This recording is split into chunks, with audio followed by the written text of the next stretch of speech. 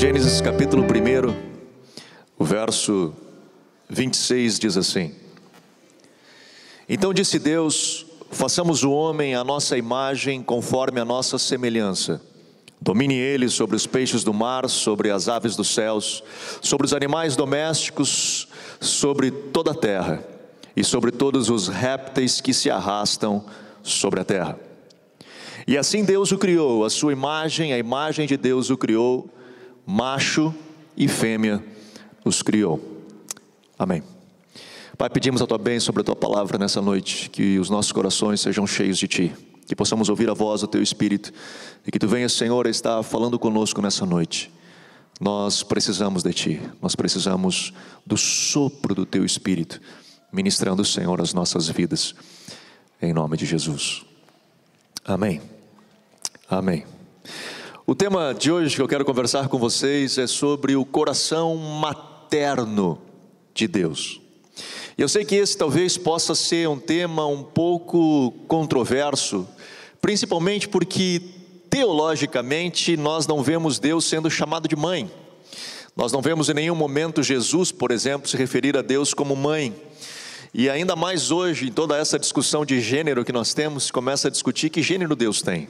Qual que é o gênero de Deus? Ele é homem, é mulher, ele é um ser assexuado? Como é que funciona esse negócio todo? E esse não é o meu objetivo nessa noite.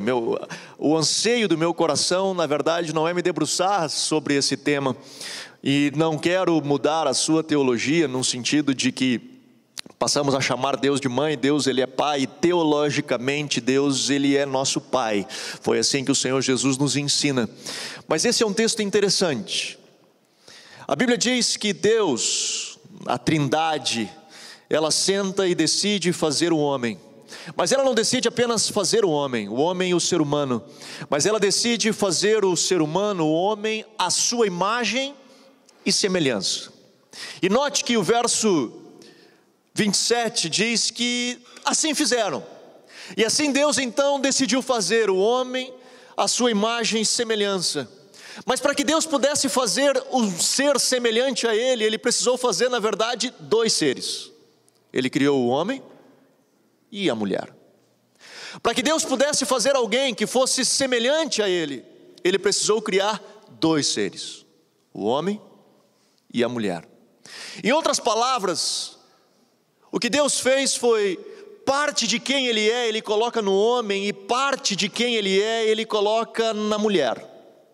Eu não estou dizendo que Deus se dividiu 50-50, tipo 50% vai para o homem, 50% vai para a mulher, porque se isso fosse verdade, no dia que o homem e a mulher se tornassem uma só carne, eles se tornariam Deus, e nós sabemos que isso não é verdade. Mas tem características de Deus que são colocadas no homem e características de Deus que são colocadas na mulher. Lembra? Deus fez o homem e a mulher à sua imagem e semelhança.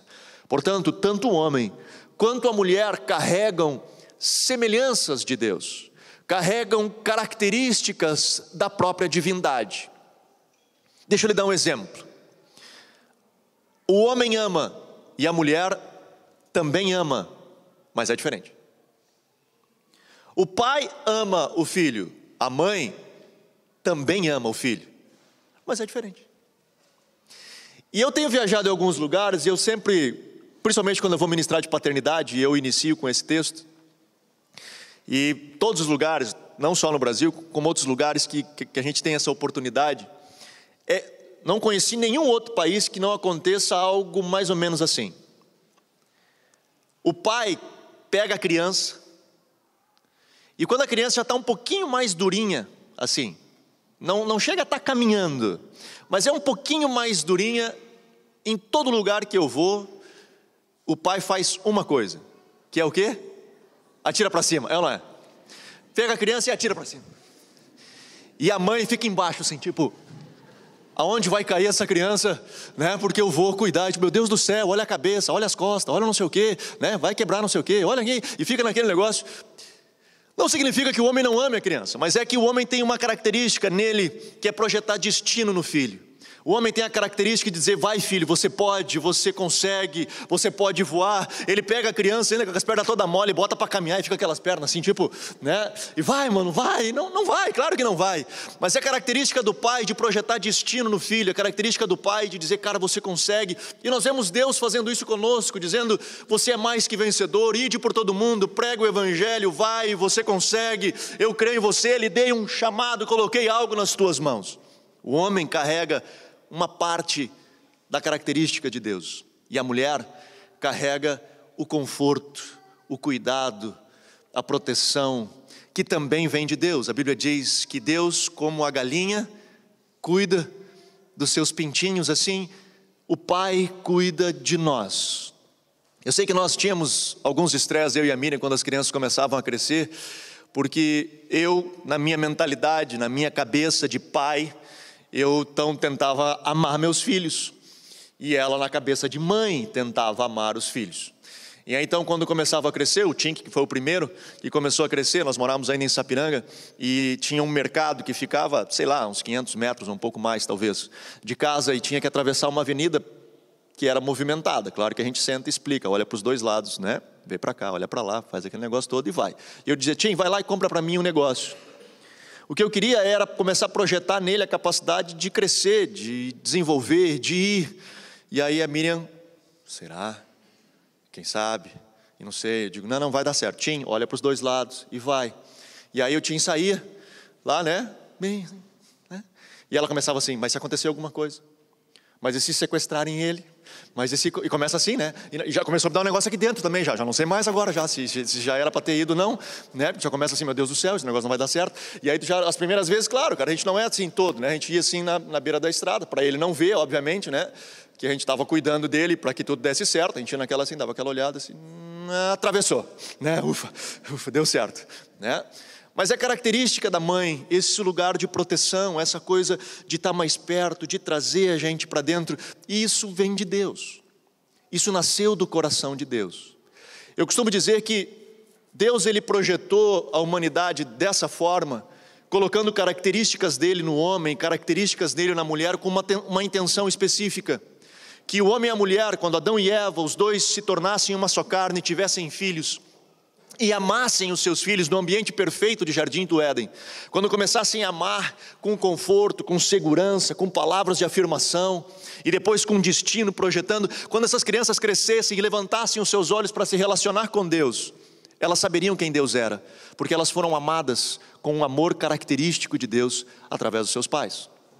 O objetivo de Deus é que nós, pais, pudéssemos derramar sobre os nossos filhos características de um Pai celestial, de um Deus celestial. E quando essas crianças levantassem os seus olhos para se relacionar com Deus, elas saberiam quem Deus era, ou ter pelo menos ideia de quem Deus era, pelo menos características de quem Deus era, porque elas aprenderam isso em casa. É claro que nós sabemos que o homem caiu no pecado, a coisa esculhambou, e a partir dali nós acabamos, todos nós, por mais que nascemos em lares perfeitos, por mais que nós nascemos em ambientes perfeitos, ou melhor, de pais muito bons, que foram cuidadosos conosco, não foram perfeitos, não conseguiram ser totalmente perfeitos. Sem contar aqueles que são totalmente disfuncionais, né? Daqueles lares totalmente distintos e quebrados, que acabam gerando em nós dificuldades e o que eu chamo de distorções de paternidade, aonde nós levantamos os nossos olhos para nos relacionar com Deus e acabamos fazendo uma leitura de Deus a partir de um histórico que nós vivemos. Mas enfim, esse não é o meu tema. Meu tema hoje é para conversar um pouquinho com você sobre esse lado materno de Deus, sobre essa preciosidade de um coração de mãe que o Deus Pai tem. Essa mãe que habita dentro de Deus Pai e que derramou sobre você, mulher, e que você carrega essa característica de amor, de cuidado, de carinho, de zelo, de conforto. Eu acredito, e aí faço isso com muito respeito aos nossos irmãos católicos e principalmente aos que nos assistem pela internet. E não é uma crítica, não estou aqui para criticar, não tenho nem esse direito de criticar. Mas eu acredito particularmente de que muito dos dogmas marianos que acabaram surgindo, o primeiro deles, que foi lá ainda em 431, né, no terceiro concílio, né, de Éfeso, quando se estabelece o Theotokos, a mãe de Deus, o conceito de que Jesus sim era Deus, e ele então teve uma mãe, e essa mãe consequentemente é mãe de Deus. Ele foi um dogma cristológico, na verdade, para estabelecer a identidade, a divindade de Cristo. Os demais dogmas de Maria, né, da sua virgindade perpétua, antes, durante e depois do nascimento de Jesus, a conceição imaculada, onde ela foi concebida sem pecado, e a sua assunção, né, subir ao céu, são todos dogmas que vieram pós-Idade Média, e o último até em 1950 agora. Que foram dogmas que surgiram, na verdade, num momento onde a sociedade e a humanidade via um Deus muito duro, um Deus muito bravo, um Deus que ele estava sentado num alto e sublime trono, pronto para julgar os vivos e os mortos. E a partir dali se precisava encontrar um lugar onde eu buscasse conforto, onde eu encontrasse alento, onde eu pudesse ter alguém que me abraçasse. Afinal, Deus é aquele que está lá pronto para me acusar, para apontar o dedo para mim, pronto para dizer assim: cara, você vai para o inferno se você não fizer isso, não fizer aquilo e não fizer aquele outro. E o Deus da Idade Média era um Deus muito pesado. E quando Nietzsche, né, declara que o Deus está morto, alguns dizem até que devia de morrer mesmo. Não o Deus, todo Deus, mas esse Deus que se criou da Idade Média. Esse conceito de Deus que se criou da Idade Média, de fato era um conceito errado de Deus. E eu particularmente acredito, e digo isso de novo, com todo respeito aos nossos irmãos católicos, que a busca por encontrar em Maria aquela mediadora, aquela intercessora, aquela que vai me acolher e que vai interceder em favor de mim a esse Deus mau, ali que surge esse conceito de que eu preciso encontrar em alguém que me acolha, eu preciso encontrar essa mãe que vai me abraçar, que vai estar perto de mim, que vai cuidar de mim. E particularmente, e aí de novo os nossos irmãos católicos, principalmente os que me assistem, podem discordar de mim, todo o direito de discordar. É que foi uma busca de encontrar algo que na verdade era encontrado em Deus, que desde o início da humanidade lá no Éden, foi projetado de nós encontrarmos nele, mas que se perdeu ao longo da história. Que o homem perdeu essa capacidade de encontrar em Deus esse Deus de amor, esse Deus que nos cuida, esse Deus Pai que nos ama com um amor materno, esse Deus Pai que nos cuida com um amor materno.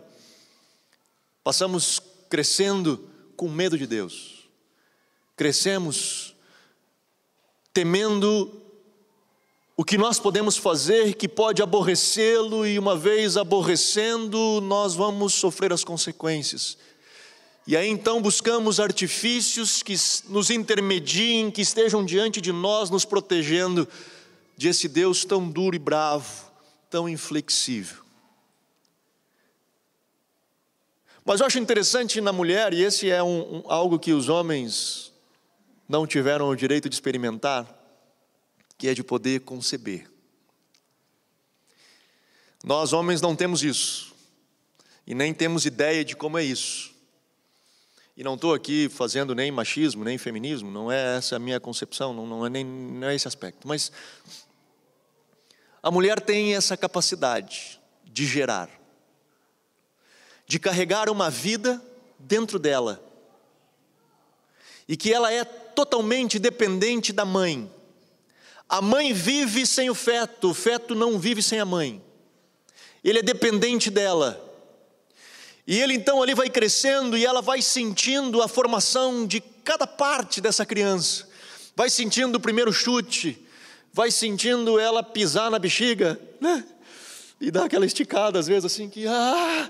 Eu sei que a Miriam às vezes reclamava, digo, meu Deus do céu, não estica tanto, né? E o Tim era enorme ainda. A Bel também foi grande, né? Dava aquela esticada assim.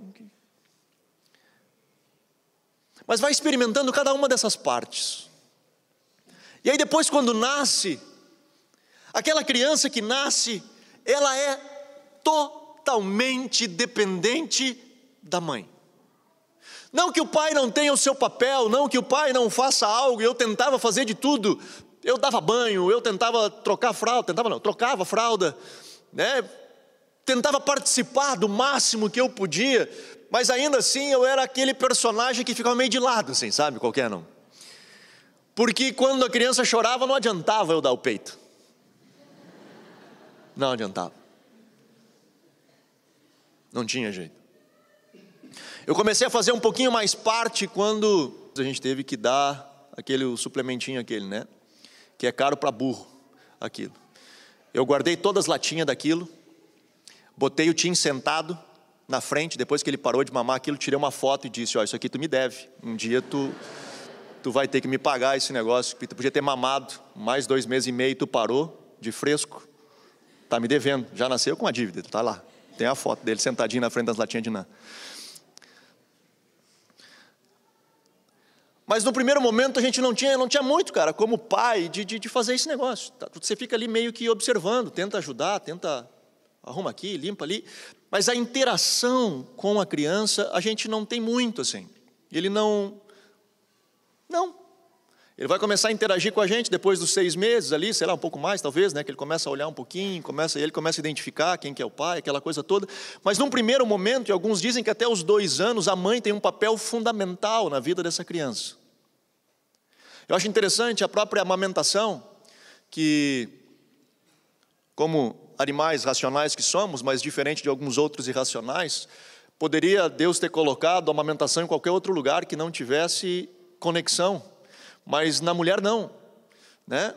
A mulher é o seio onde a criança está aqui e ela está com o seu olhar olhando para a criança, onde existe de fato uma conexão de alma, existe uma conexão de olhar, existe palavras que são ministradas à vida da criança, né, de carinho, às vezes de uma lágrima que escorre quando dá uma mordida, mas de carinho quando está ali, né, olhando, de ministrando a vida daquela criança.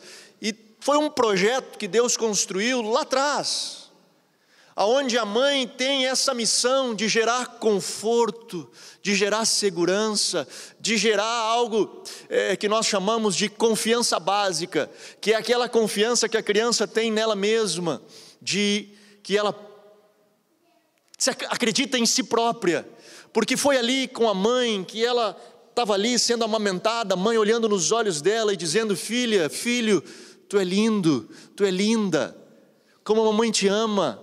É naquele momento que a mãe junto ali, olhando a criança, ela derrama do seu amor e compartilha, e aquilo vai alimentando a alma daquela criança, vai estabelecendo nela a confiança de que ela precisa para crescer e saber quem ela é. E talvez você vai dizer assim, Anderson, isso é besteira. Não, não é. Não é. Eu lembro, hoje eu vou sacanear o Tim, né? Mas eu lembro o Tim, quando ele tinha meio ano, 6 meses de idade. E à noite eu ia viajar no outro dia, e ele não queria dormir, e ele estava chorando, e nós já tínhamos dado uma madeira, já tinha trocado fralda, já tinha tudo, ele não parava de chorar, e eu estava bravo, eu estava cansado, tinha que acordar cedo no outro dia, e eu gritei com ele. E eu gritei e disse, Tim, chega, acabou, vai dormir agora. Ele arregalou um olhão, porque eu nunca tinha gritado com ele. Eram 6 meses que nós falávamos com voz branda, nós conversávamos com ele, nós ministrávamos ao coração dele, muito da mãe, obviamente, mas sempre que eu podia, né, eu estava ali tentando conversar com ele, falar com ele, e a gente sempre foi muito, eu tentava, como eu falei, eu tentei o máximo possível. Eu chegava em casa, botava a mão na barriga quando estava grávida, conversava para ele chutar, para conversar, para ele ouvir a minha voz, eu tentava estar perto dele o tempo todo, né? Tanto que ele podia ir para a igreja dormindo, quando ele me ouvia pregar, ele acordava e ficava ali, né? Então a gente tinha essa conexão. E naquele dia ele começou a chorar muito forte. E aí eu me assustei, e aí a Mina fez mais uma mamadeira, deu para ele estava com fome, na verdade, né? Até hoje é mais ou menos assim. Aí demos a mamadeira para ele, a segunda mamadeira para ele. Ele tomou a mamadeira e aí dormiu. E eu fiquei mal com aquilo. E no outro dia de manhã fomos para o aeroporto, e aí ele sentado na cadeirinha, e eu acordei, né, acordei, trocamos ali, e eu tentava conversar com ele, tentando me redimir, né, da noite anterior, e ele não me olhava nos olhos. Ele sempre me olhava nos olhos, Nós tínhamos uma conexão. Ele não me olhava nos olhos. 6 meses de idade. Ele não me olhava nos olhos. Eu virava ele assim, ele virava a cabecinha. Eu virava ele virava a cabecinha. Ele sentado na cadeirinha e eu dirigindo, eu olhava e tentava chamar ele para ele conversar comigo, e ele não me olhava.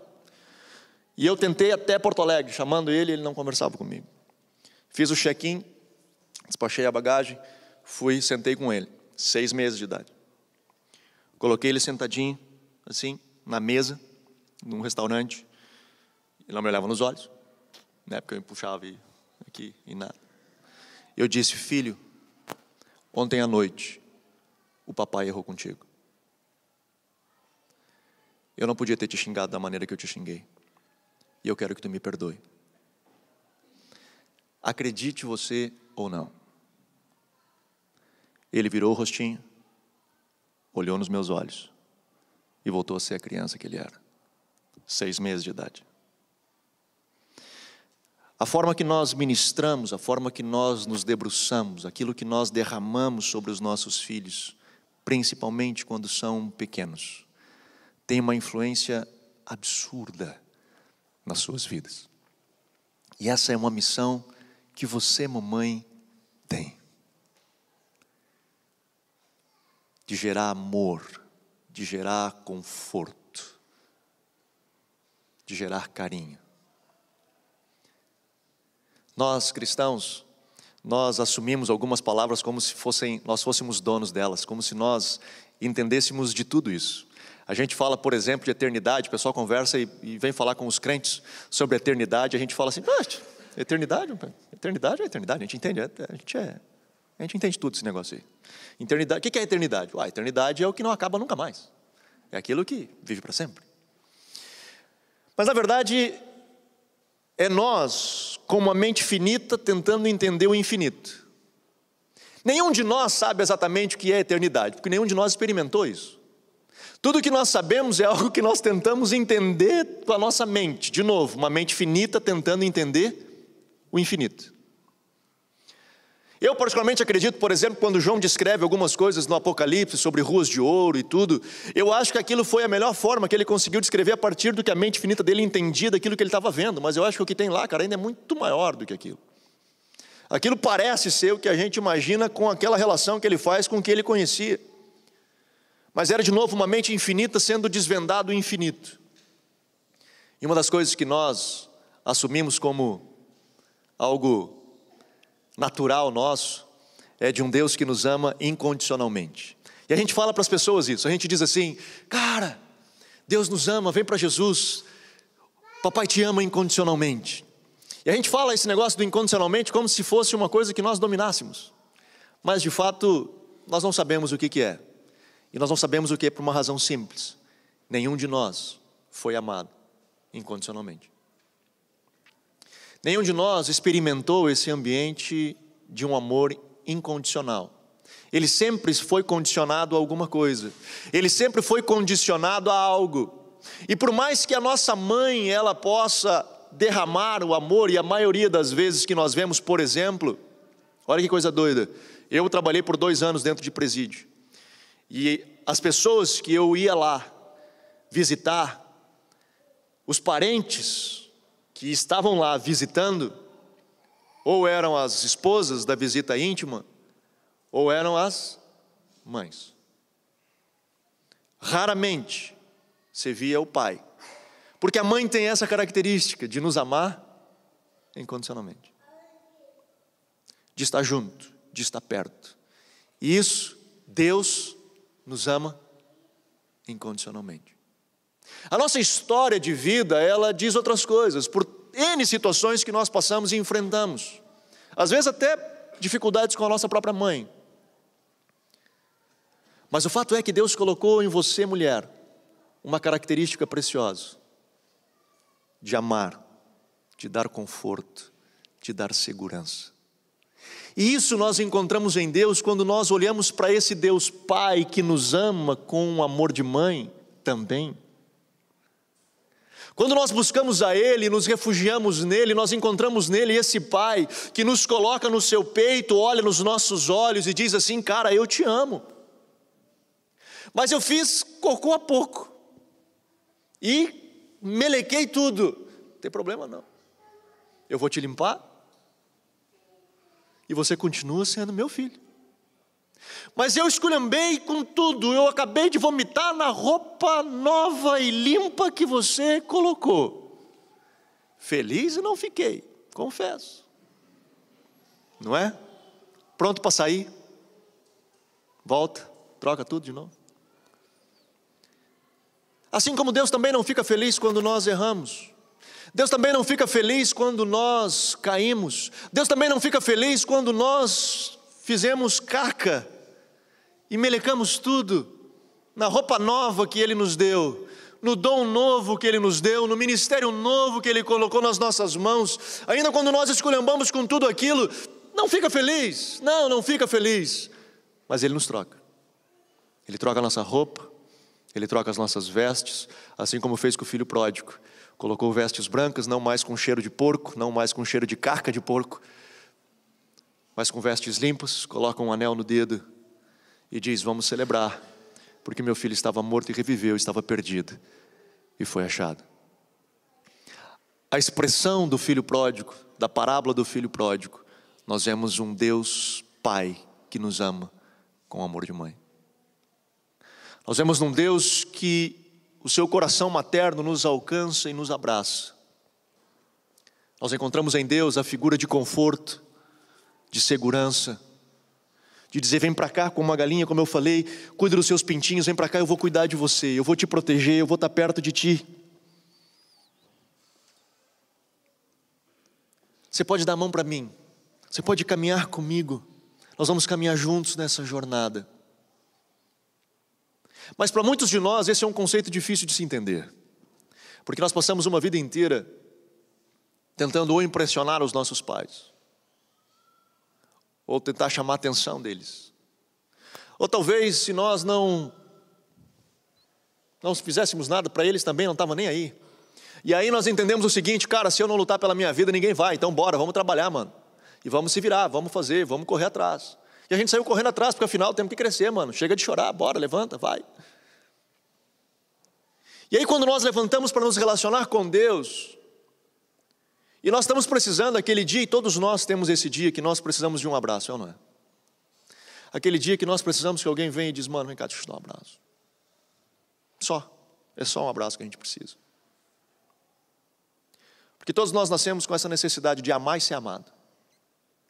Não é só amar e não é só ser amado.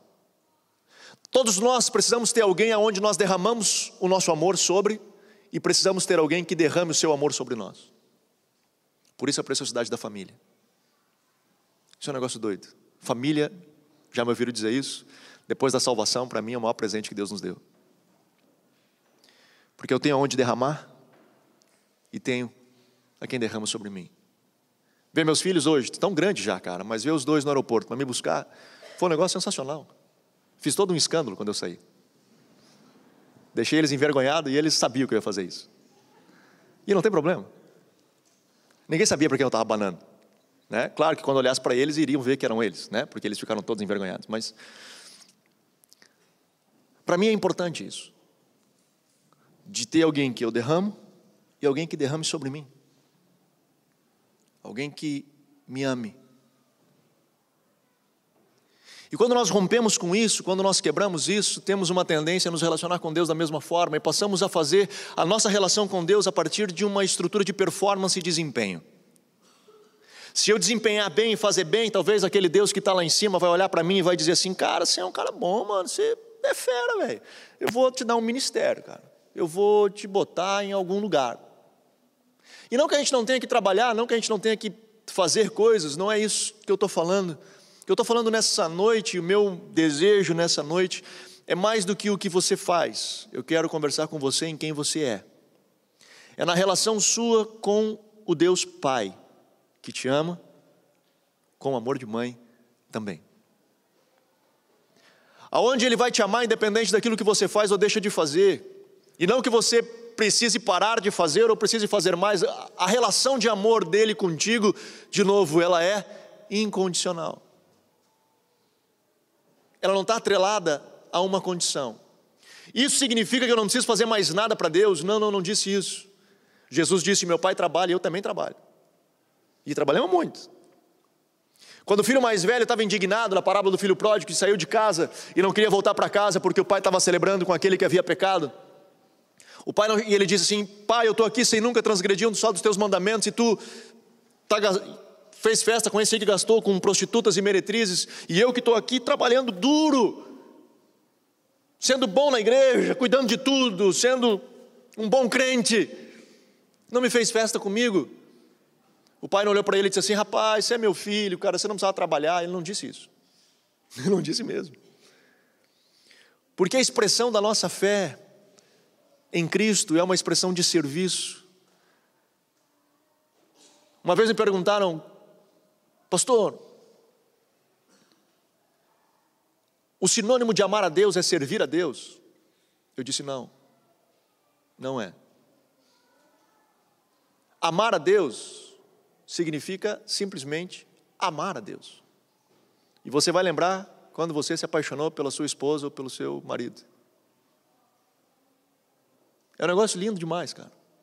A gente fica horas e horas e horas falando nada, é ou não é?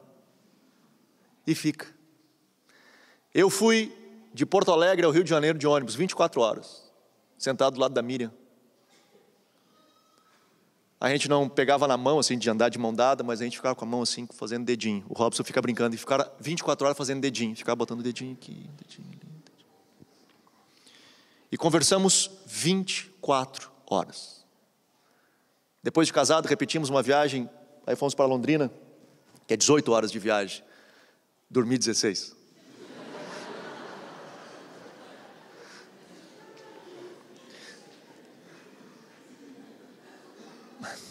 É verdade, pior que é verdade.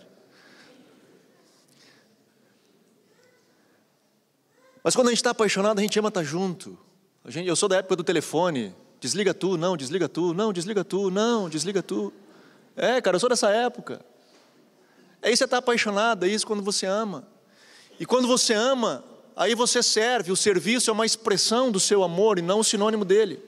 O serviço é aquilo que você faz por estar apaixonado, por amar, então você se dedica e faz. É a expressão da sua fé. Mas nessa noite o meu objetivo, e eu não quero ir muito mais, é que nós pudéssemos, nesse dia tão especial que é o Dia das Mães, eu quero poder honrar você, mãe, que tem essa missão tão preciosa, assim como o pai, obviamente, na sua característica, mas essa missão tão importante, que é expressar Deus na vida do seu filho, que é projetar uma característica do próprio Deus, que foi dada a você e só foi dada a você.